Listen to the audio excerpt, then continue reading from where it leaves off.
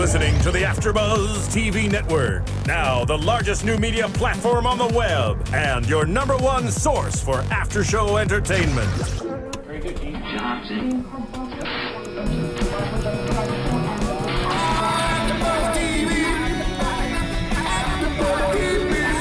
The AFTERBUZZ Studios in Los Angeles, California. Presented by Maria Menounos and streaming live thanks to Akamai Technologies. This is AFTERBUZZ TV's Arrow After Show.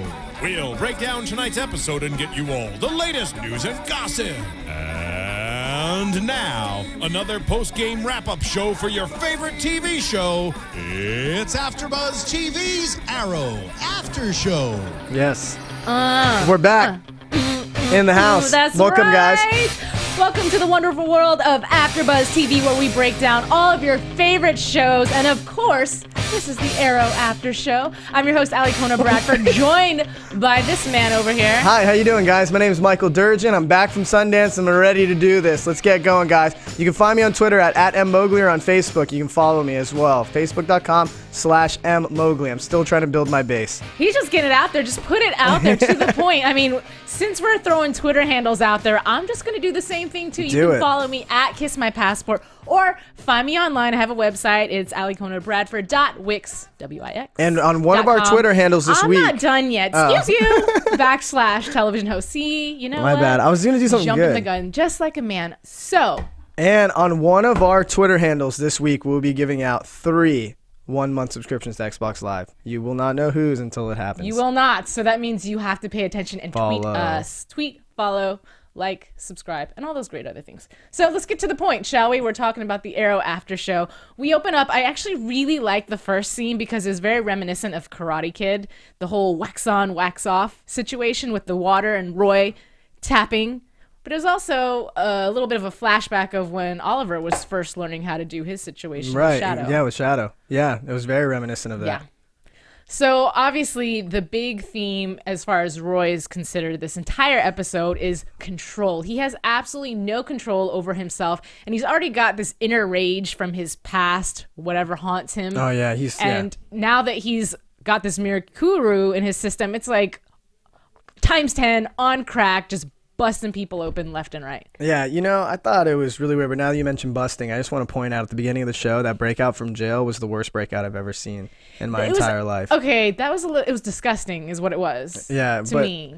I'm a girl. I don't know. Right. Yeah. I'm more concerned with the fact that a security guard or a prison guard just walks into the cell and says, "Did you do this?" And he says, "No." And you're like, "Oh," and you've turned your back to him. Yeah, it's like, come unrealistic. on. You know what I mean? There's so many other ways they could have gone about that. I'm just throwing it out there. I think I'm still stuck on the fact that this guy was pushing metal out of his wrist. Didn't you say those shrapnel? No. It was just like, it was the metal parts of the blade that puts together the claw. The claw, yeah, exactly. That's how I felt about that. But moving on to the Bronze Tiger. Right.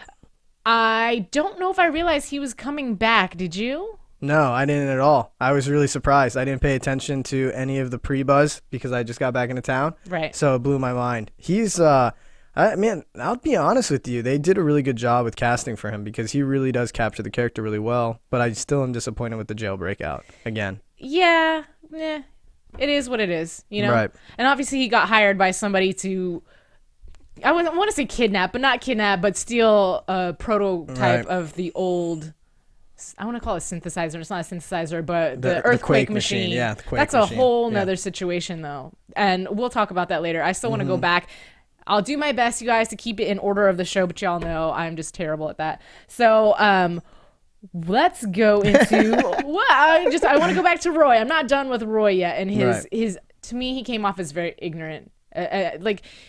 Understandably, he doesn't know who Oliver is at this point in time, but if it's somebody you look up to, trust them. He's taking you through the gamut for a reason, and Roy just thinks that he's looking stupid all the time. Right. I felt like he was more arrogant than ignorant, personally.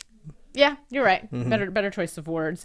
So going into that, and then also speaking of ignorance, right? Laurel looked really ignorant, guys. There you go. She did. She is ignorant. Yeah, she was. I mean, I love her. But you know what? That's the thing is when you have an addiction, I feel like a lot of people, the first step is self-awareness, and she didn't have any of that. Or maybe she's just in denial. Well, you know, I'm just going to be completely honest when I say this. I've seen drug addiction at its finest. I've worked in hospitals, you know. I've been around this stuff. And Laurel is working her job, doing her thing. And honestly, after her experience with the doll maker, Laurel could have easily been prescribed the medication that she was taking. That was her dad's. This is true. So, you know, for just because it wasn't prescribed to her doesn't mean I'm necessarily going to throw her under the bus. And obviously, this is definitely a witch hunt for her because she barely was doing. I mean, she wasn't like wrecking cars and getting. Well, no, but at the straight same DUIs, time, because we know her history now, maybe Right. the gentleman who started this whole snowball effect thing didn't necessarily know to the extent, but we know for the past several episodes she's been popping pills for a while now. Right, yeah, definitely. She's popping pills, but I know kids that snort perk 30s and they live a normal life. Laurel's not at that point. Well, no, but at the same time, the point is that she has Sorry people about that she loves, or Right. excuse me, that love her, that want to make sure that she doesn't go down the same path. Because obviously, her dad, after losing Sarah, or so he thought, Right. went into a downward spiral himself, and he was an alcoholic and everything else. Yeah, and he definitely. doesn't want to see his daughter do the same. I mean, I totally agree. From his standpoint, I can automatically assume an overbearing parent, especially police officer parent, you're going to do that. But from Laurel's standpoint, I can understand why she doesn't have a good relationship right now with Corporal Lance or Officer Lance or whatever, simply because of the fact that it's not as out of control as it seems. You know what I mean? Based on, yeah. It's all based on perspective. But Laurel is not at that danger point yet. And no, by no means. But it got worse, obviously, throughout the episode. Well, yes, but what I'm saying is him being a parent and being through that situation and being addicted to something and knowing that a lot of The times first you signs are of addiction, exactly yeah. and Right, that you that are in makes sense. denial, he would rather stop it now before it gets worse. Yeah. You know? So I can understand why he's so concerned. And if anything, she really ticked me off because he's trying to reconnect with her. Their family is obviously really broken from all the things that have happened in the past. And he's sitting there looking like he's about to cry as he's telling her, like, I miss my family. I mean, you're definitely right. Laurel's definitely on a river trip down the longest river in the world. I mean, that's a nice way to put it. Yeah. But Denial. just totally shooting him down. You know, let's have dinner. Yeah. However, the dinner, that was a little fluffed up. I'm not going to lie. Right. Tricked her into going to this. I don't know if it was Alcoholics Anonymous or Narcotics Anonymous or what. And I didn't know she lost her job off of what blood did to her. Yeah, last week. I mean, I knew she had to leave, but I didn't know they fired her. You know, I Yeah, thought well, maybe they would do at least a this psychiatric is- evaluation or something, or let her try to go to court. Or I don't know. They started off suspending her, I do believe. Right. And after that, it was, we have to get ready. Okay, that makes You sense. know, and then it just stinks because here she is going to visit her friend thinking she's got a job. You know, and then it just gets, that's why you don't do drugs, you know, because especially when you're in that situation where people are investigating and finding out your everything, Right. like her career is literally unraveling right in front of her eyes. Yeah. And like you said, not, Go ahead, yeah. I would say not as serious as they make it out to be, but obviously when you're in law enforcement, you have to have a clean slate. You can't have any of that stuff on there, you know? No, yeah, definitely. Yeah, all my friends in law enforcement have clean records. They've never done anything wrong in their lives. / not. Oh my God. Okay, so also too, I want to talk about the island Yeah, sure. as well. And I want to clump everything together with the island because a lot happened, yet it didn't happen. We get to see Slade starting to lose control and Oliver tracking him down. And one Right. of the key things, and I think the key themes of the island, was Sarah having that moment and saying that love is one of the most powerful emotions and the most dangerous. Oh, yeah. I was like, at first I was a little confused with that flashback because normally flashbacks give you so much information. I mean, that's the whole point of a flashback. Right. It's to bridge the gap for someone that you can't, it's to bridge the gap of a storyline you can't have in real time. So when I saw that, I was like, that's really the most unnecessary piece of information. But I guess the key to what that was showing is that Miraku has a lot of effect on you, and the only way to really have any control over it, or over a person that's possessed by it, is to focus on their emotions of love, which makes a lot more sense. Well, yeah. Well, no, I think what it is when you say love is the most powerful emotion, it really is. I mean, love is what makes people do crazy things. Yeah. Look at from one extreme to the next, whether it be stalking somebody or murdering somebody because they cheated on you. Right. It's because they're in love with somebody. It drives people crazy. Honestly, this is one point I'm not going to disagree with you on. Love is powerful. Yeah. Yeah. So that's why I thought it was absolutely genius that they worked that into the whole theme and saying that if you can get to Slade through love, which is what Oliver did, Right. then that might be your only hope. And the same thing with Roy. I mean, I don't want to jump too much into but that's the same thing that the only way Oliver could get through. Right. And honestly, I'll say that what's going on with the miracle drug and how it's affecting Roy is obviously playing out. It's playing out very strongly throughout this episode. Right. But I will say that do you feel like Roy isn't really capturing the aggression that the miracle brings out of you? I mean, for like choking Oliver and all that kind of stuff and throwing him to the ground and stuff, I feel like he should really like almost be on that verge of insanity, right? It hasn't gotten to his brain yet, because even if you look at Slade on the island, he's not quite crazy. Like, he has his moments where he goes into rage, and that's when he doesn't think. I think that's a good point to bring out, though, that it's not constant states of insanity. No, not at all. Right. Not at all. And I think it takes something to really emotionally move you. And with Roy, he gets like that when he's in a situation. All the people that he's beat the poop out of are people that have affected him in his life, because every person that he beat up on this time around, he said, "You killed 8 of my friends, pop, pop, pop," or whatever it is. Whoever he went after, they did something to him that affected him personally. Is it frustrating to you to see Oliver getting thrown around, though? Tell me the truth. A little bit. Me too. A little bit. Because okay, let's jump into we had a brief little altercation, right? Yeah. And I knew that Oliver was going to have this skill, almost like a martial artist. They may not be the buffest person in the world, but they have the skill and the knowledge and the wisdom to be able to beat anybody, no matter how big they are. So I really thought I really thought that Oliver was going to have one up on Roy. Me too. But to make it fair, I guess they had to have a moment of throwing him against the wall. But I'm not mad at that. You want to know why? Why? Because Felicity was tending to his wounds. Oh, Jesus Christmas, dude. Are you kidding? No. I mean, it wasn't as sentimental as I would have liked. How did this just happen to you? I did this to myself? I brought this conversation up? You did. You really did. Oh, my good gracious. All right. I probably would have turned any conversation into Felicity, so, yeah. Well, I mean, I'll be honest, Oliver looked jacked without a shirt on in this episode. And I'm just really disappointed to see someone working out that hard. Can I just say thank you, writers, for bringing back the little pull-up bar? Thank you, writers. Yeah. Because I'm not mad at that. Exactly. At all. No, we can have more of that. It's okay. Gives me motivation.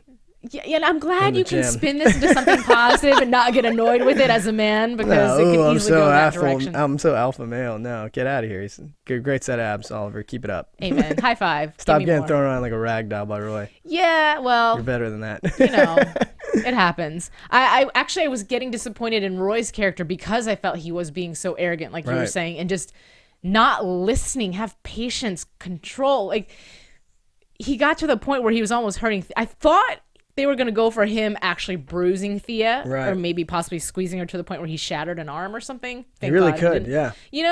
And I'm sure that scared the heck out of him. Right. But well, at the same time, I'll say I did enjoy Oliver's like quote or whatever, or quote unquote, or whatever it was. It was like, anger is energy, channel in a positive, but you can channel in a positive way. Absolutely. It's very anti-Star Wars and anti-Yoda, but I'll take it. It's anti the Force in every aspect, because anger is just not good. No. So, I mean, it was good to see Oliver playing into that. And it shows that the show's taking a strong deviation from the normal stance of anger just being a bad thing. So maybe Miracle really is that strong that Oliver has no choice but to really focus on the fact that he's always going to get angry. He just needs to control it, like the Hulk or something like that, which is a classic other DC comic character. Well, what I was going to say is for Oliver, too, a lot of this episode revolves around his guilt. Like, he harbors so much guilt over the past. And one of the reasons he's so attached to having Roy see the light and get him before he turns into Slade is because of what happened to Slade. I messed up. Hulk isn't a DC comic character. I'm sorry. Go on. Do you remember that Twitter handle he gave you? I'm going to get right murdered now for would this. be the time to tweet him. I wasn't thinking when I said it. Everybody relax. And give him a hard time. At least I caught myself for saying it, and I felt stupid, but I just wanted to wait a little bit to let it out. Well, I'm glad that you did. Yeah, good correction.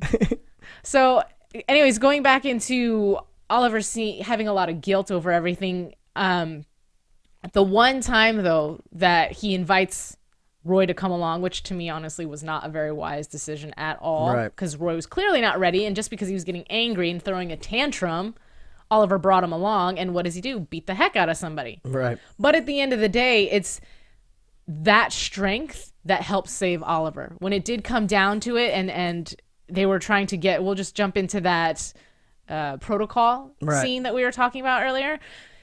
He couldn't do it alone. Oliver could not do it alone. Yeah. And well, that's the thing. Oliver seems to have been able to do it alone up until now. You know, I feel like Oliver is getting weaker and weaker and more vulnerable as the episodes move forward. From season 1 till now. Do you notice that? Yes and no. He's taken on twice as many guys, and he's fought against villains that are reoccurringly showing back up and having harder times fighting them now than he was before. True. His relationships with the people that he's working with, or his partners, as you will, are becoming exceedingly more necessary for him to succeed. Right. And a lot of the mystique of Oliver being able to figure it all out on his own is leaving. And it's scaring me. Well, Like, I feel like Oliver is getting lazy, but I could be wrong. No, I don't think it's lazy. I think it's a lot of him psychologically now being more in touch with his emotions. Because when he first came back from the island, he was there to kill. Right. There's a list. I'm killing these people. I'm avenging my father and everybody else, and I'm going for the blood.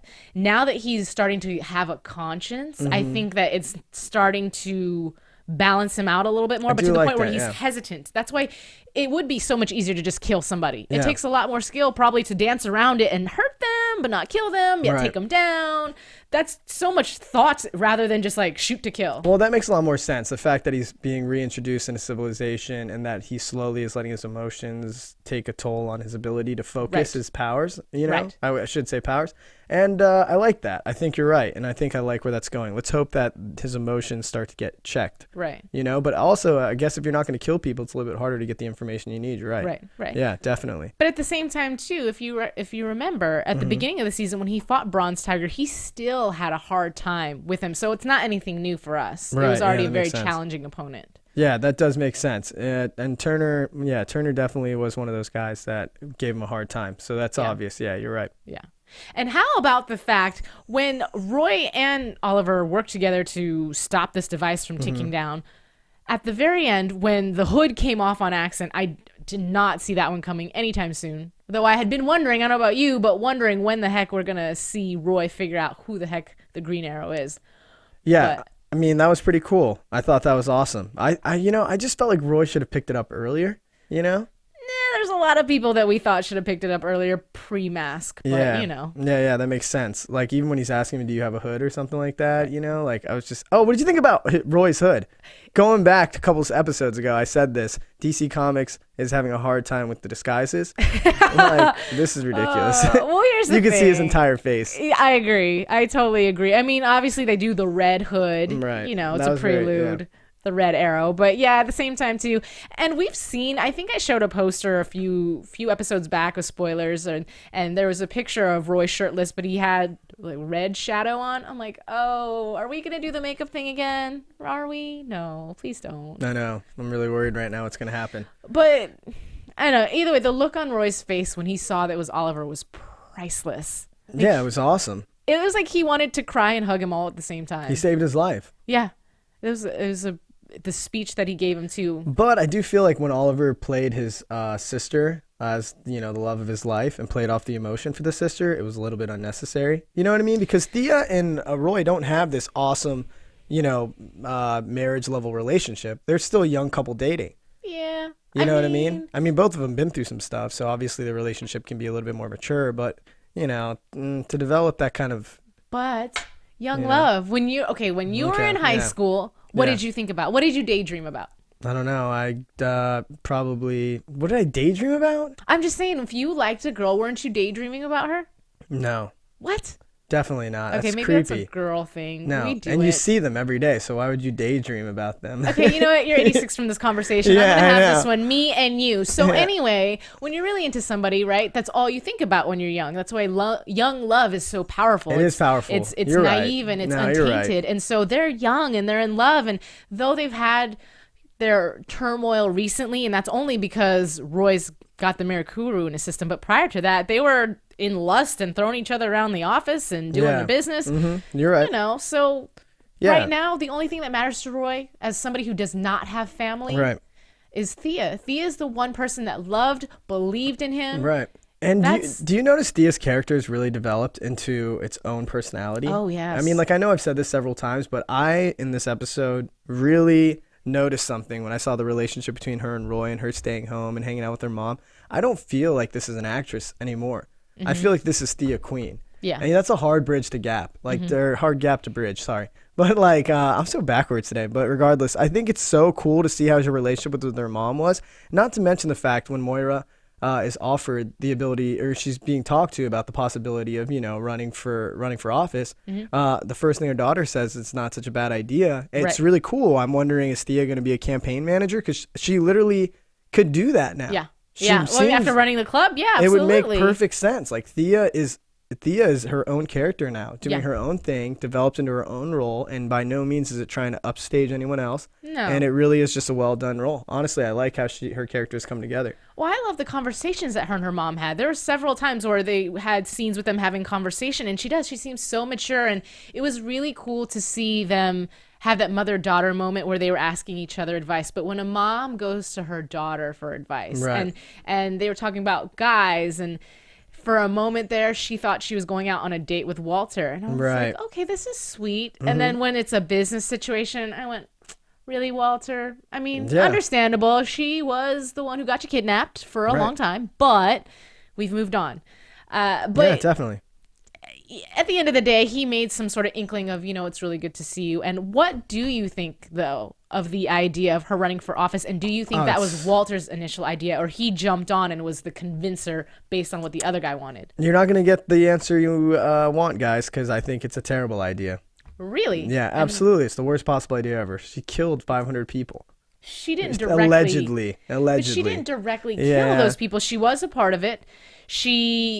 The way they put it is, it was a mother protecting her cubs, right? And so she was under the thumb of Malcolm Merlyn. Right. She was scared for her children's safety, so therefore she was allowing herself to be manipulated. And the first thing she does when she's running for office is like so classic sleazy. She automatically says, like, the first thing we need to do is cover things up about her past. But it's back still on the Moira Queen, like. But it is still to protect her daughter. It has nothing to do with my dirty laundry.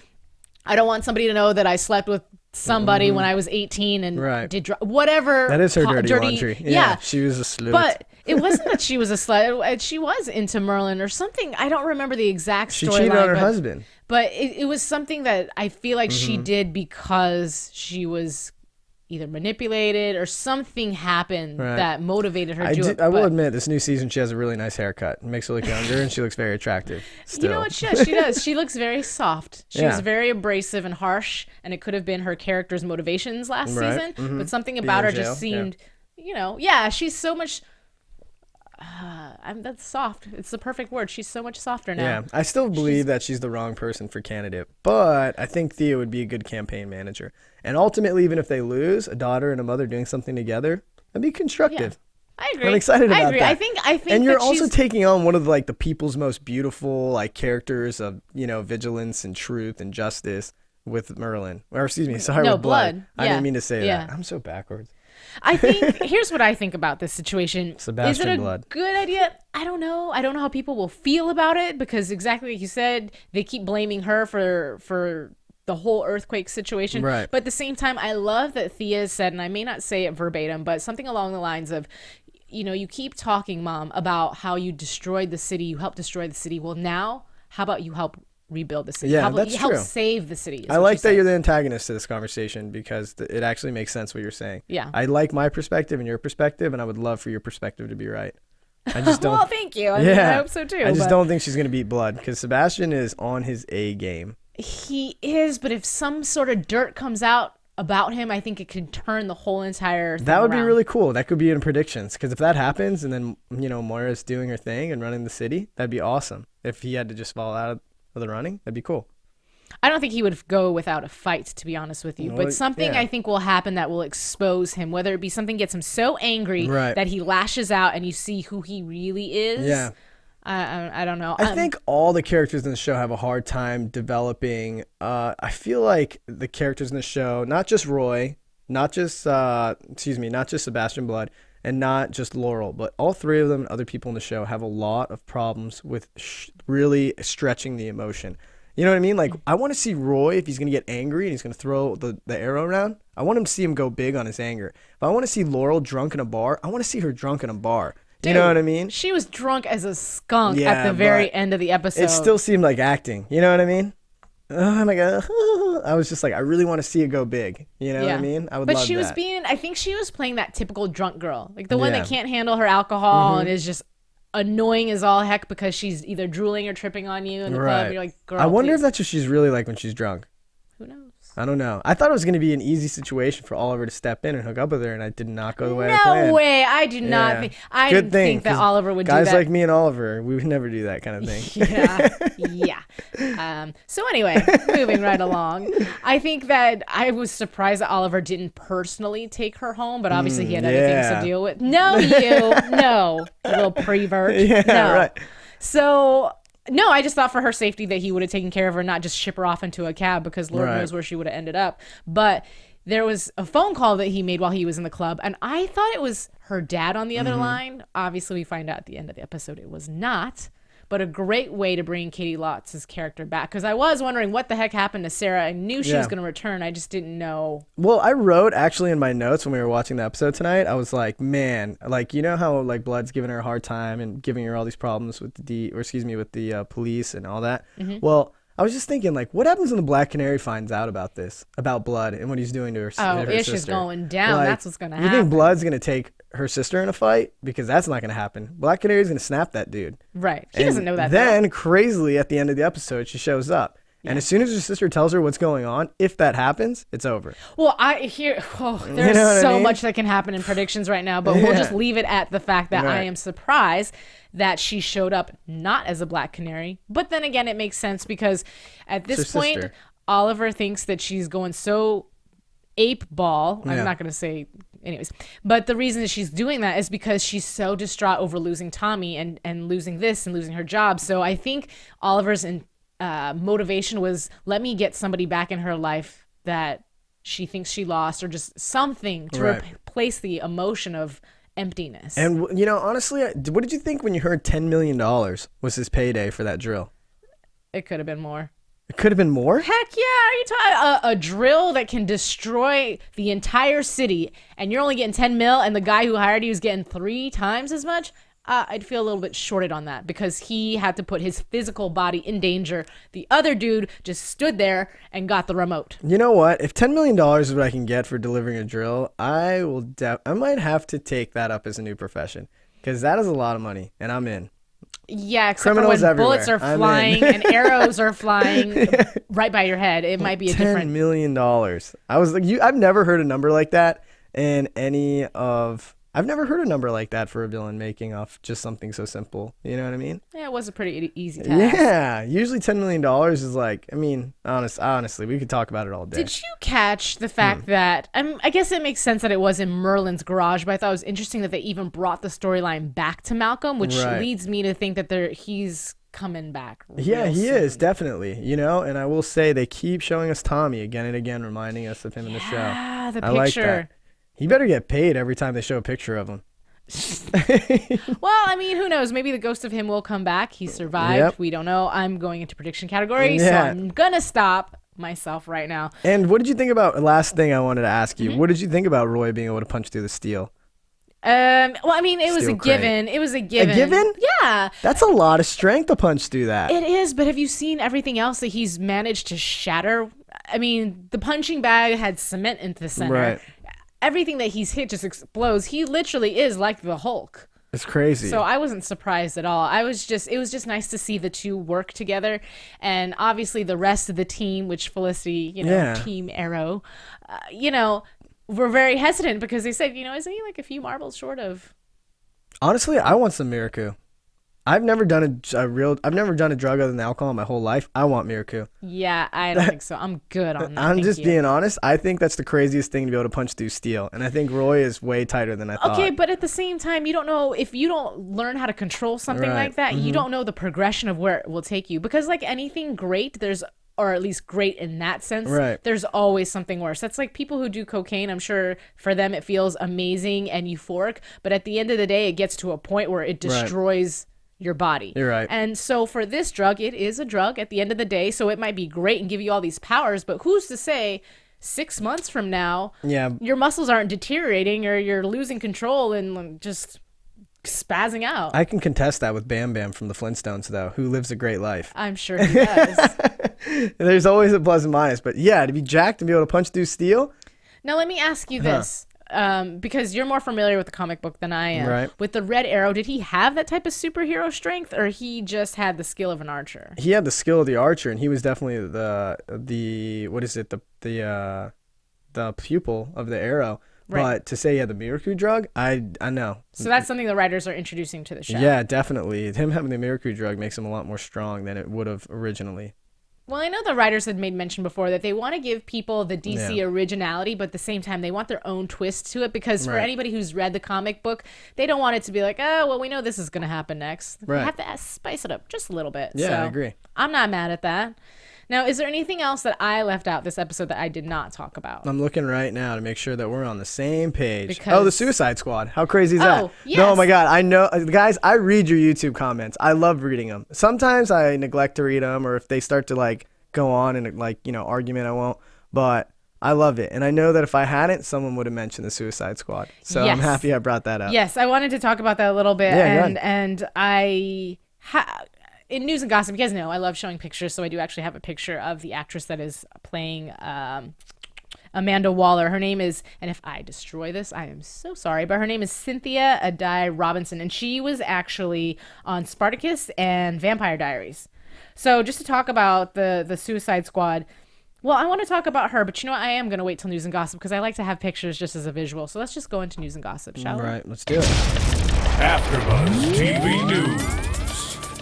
So my pictures are not going to be in order of Suicide Squad, but that's okay. We'll still talk about everything, and when we get to that picture, then we'll break down Amanda Waller. So until then, I'll wait for our engineer to pull up the pictures, and you know what? I'll just tell you guys. Well, actually, no, I won't. This is just for you and all you other gentlemen, because I know sometimes the gentlemen are sick and tired. So majestic. The men are always probably sick and tired of me bringing in pictures of Stephen Amell's abs, so I thought I'd give you a treat and give you a little bit of Katie Cassidy looking real hot and real sexy in this picture. She's just giving you those bedroom eyes, isn't she?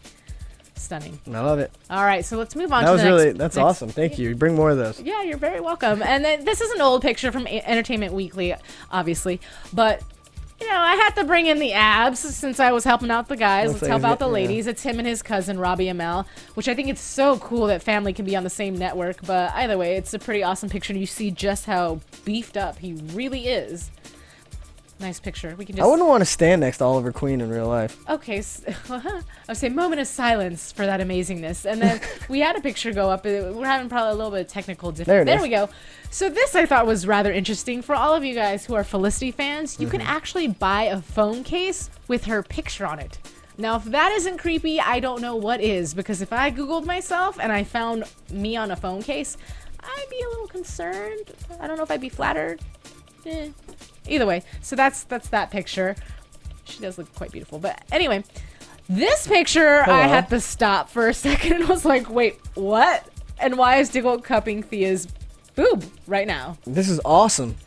I mean, I don't know what this is alluding to, but whoa. I've got no clue what's going on right now. I don't either. I don't even have commentary for this picture except I do. Whoa. Yeah. Okay, so let's go to our next picture. Awesome. Yes. Okay, so this, guys, is my trivia for the week. Which Arrow actress is this? And don't answer it out loud if you know the answer, because if you want to find out, I'm hooking and baiting you guys. You have to come back next week, and I will tell you who it is. But I will tell you it's from a movie called, I think it's called The Queen Borg, if I am correct. That's kind of fun. We should do that more often. Yeah. Show their past works. And that'd be fun. Well, I mean, this one was easy because she's not very recognizable, obviously. But either way, so let's move on to the next picture. Here we go. This is Cynthia. Let's pull up my notes for her. So a little bit about her. So her nickname is The Wall, for those of you guys who are not familiar with the DC comic, and she's a survivor of a terrible tragedy in which her son and her daughter and her husband were all murdered. So Waller would receive a doctorate in political science, becoming a congressional side for period times. Okay, so during this period, Waller is first to learn of the Suicide Squad, posing her own version of the team to the White House. So she is definitely the person who's going to be in charge, and she's directly in charge of this Suicide Squad. You know who's a part of the Suicide Squad in the comics as well? Ooh. Oliver's nemesis right now, Mr. Slade was part of the Suicide Squad. See, and she's starting to recruit people, so I don't know if we're going to see Slade coming in, or maybe Slade is the one who sent her to recruit the Bronze Tiger. Right. We And don't know. also, the guy with the equilibrium problem in his ear. Gosh, why am I in so much trouble today? Vertigo. Vertigo Yes. was also part of the Suicide Squad. Him and Slade are really close. Interesting. She's on this. The Suicide Squad's huge. It's going to be a big part of the show coming forward. Just looking at the picture though, I think they did a really great choice with casting. I mean, I don't know how she's going to portray the character, but yeah, it definitely looks great.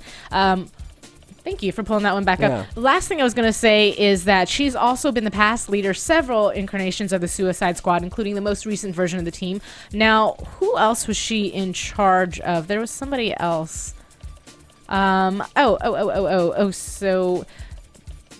I've got a list of things. She's also been put in charge of several other Sun-powered teams, including, but not limited to, Checkmate, the Shadow Fighters, Sirius 6, the New 52s, Aegis, and Aegis from the Justice League of America. So anyways, that's a little bit of information about her. So we got to see her a little bit tonight. That is all for my news and gossip, unless you have anything for us. I'm good right now. I feel great being back, and I'm ready to kick butt. All right, so let's get into some predictions, guys. Wait, and I will say that, go ahead, predict it. Let's predict. And now, your AfterBuzz TV predictions.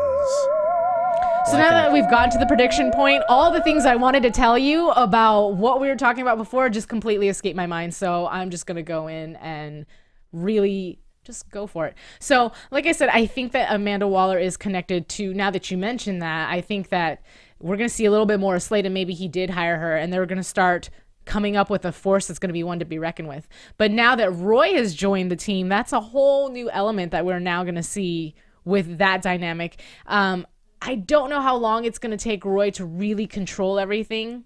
But I feel like there's going to be a lot more training going on in the next few episodes. Right.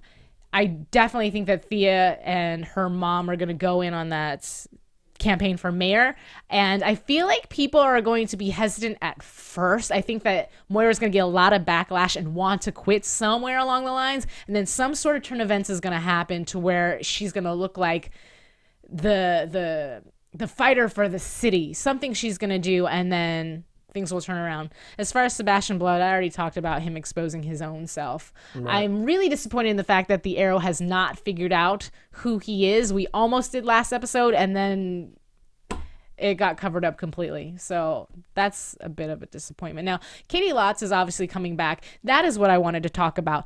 Now, is she really going to stick around, or is she going to be a daydream for Laurel? And if she does stick around, that's just a whole bucket of worms of emotions that Laurel's now going to have to deal with.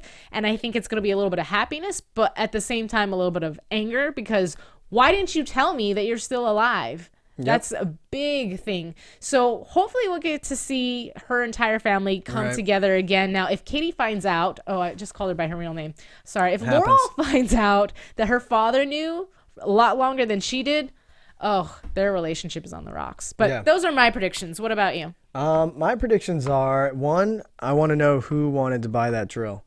That's huge. Yeah. So my predictions are we're going to get a little bit more information about what's going on in Russia and how it's affecting them again. I don't think we're going to revisit Russia any more than that.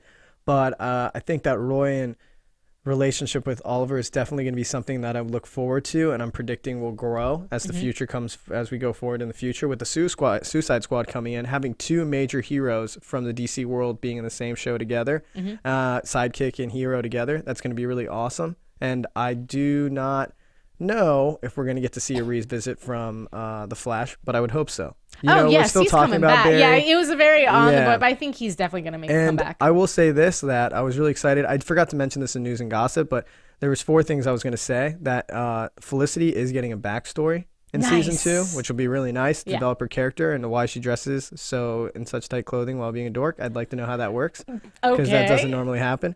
And I can't wait to see how that works out. And Katrina Law has been cast as Nissa Al Ghul, so that would be really cool. Yeah. And then the footage from Arrow, Hair to the Demon, they actually did a sneak peek of it on Sneak Peek. So, Nice. So .com. check that one out. Yeah, that'll be good. So I think that with these little elements that are lining up, we're lining up to see the show turn into a good versus bad, Right. And like an epic battle between good versus bad. And I don't think it's gonna finish in just season 2. Yeah. I think it's gonna move into season 3. So there you have our predictions. We definitely want to hear your predictions, so feel free to tweet us. You can tweet me at KissMyPassport. And don't forget, if you think you know who it is, feel free to tell me in our trivia picture question who you think the actress is.